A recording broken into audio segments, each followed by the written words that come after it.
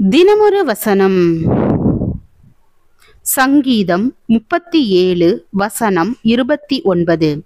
நீதிமான்கள் பூமியை சுதந்தரித்துக் கொண்டு என்றைக்கும் அதிலே வாசமாயிருப்பார்கள். விளக்கம். சினிமா துறையான அமெரிக்க ஹாலிவுட்டில் பிரபலம் அடைய விரும்பினான் ஒருவன். எனவே நடிப்பு, நடனம், இசை, பாடல் ஆகிய பயிற்சிகளை மேற்கொண்டான். அவைகளில் வெற்றி கண்டான்.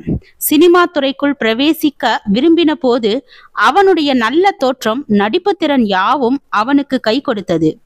சினிமாவில் பிரவேசித்த அவனுக்கு வெற்றிகள் தொடர்ந்தது. ஆனால் நாளடைவில் அவனுடைய வாழ்க்கை கசப்பாக மாறியது. அவன் தன்னுடைய வாழ்க்கை முற்றிலும் தோல்வியுற்று போன ஒன்றாக உணர்ந்தான். அந்த தோல்வியான வாழ்க்கைக்கு கொண்டு சென்றவை அவன் அடைந்த ஆரம்ப கால வெற்றிகள்தான் என்பதை மனதார ஒத்துக்கொண்டான். சினிமா துறையில் நுழைவதற்கு தன்னுடைய முயற்சிகள் கண்ட வெற்றிகள்தான் தோல்வியான ஒரு வாழ்க்கைக்கு தன்னை அழைத்து சென்றதை அவன் உணர்ந்தான். ஆம், வாழ்க்கையில் நாம் அடையும் எல்லா வெற்றிகளும் வெற்றியான வாழ்க்கையின் அடையாளங்கள் அல்ல. நாம் காணும் பல தோல்விகளும் தோல்வியான வாழ்க்கையின் அடையாளங்கள் அல்ல.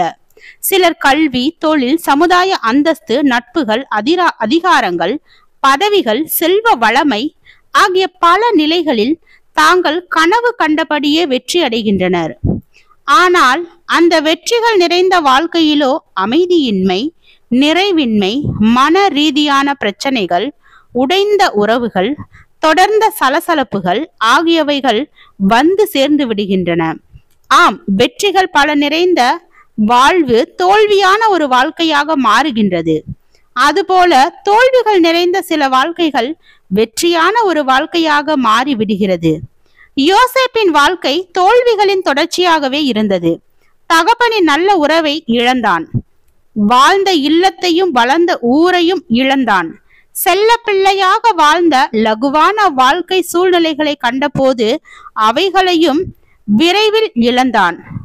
தன்னுடன் கைதியாக சிறையில் இருந்த ஒருவன் விடுதலை பெற்ற போது அவன் மூலம் தனக்கு ஏதாவது நல்லது நடக்கும் என்று எதிர்பார்த்தான். அந்த நம்பிக்கையும் தோல்வி கண்டது.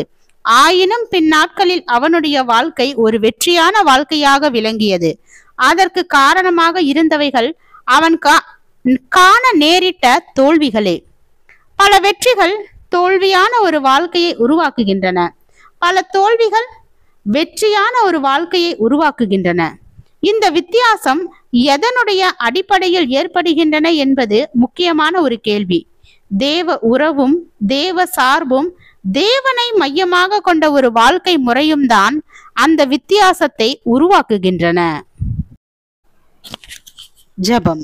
தேவனுக்கு ஸ்தோத்திரம். தேவனே, நாங்கள் எங்களுடைய வாழ்க்கையில் தேவ சித்தத்தின்படி வாழ கிருபை பாராட்டும். ஆமென்.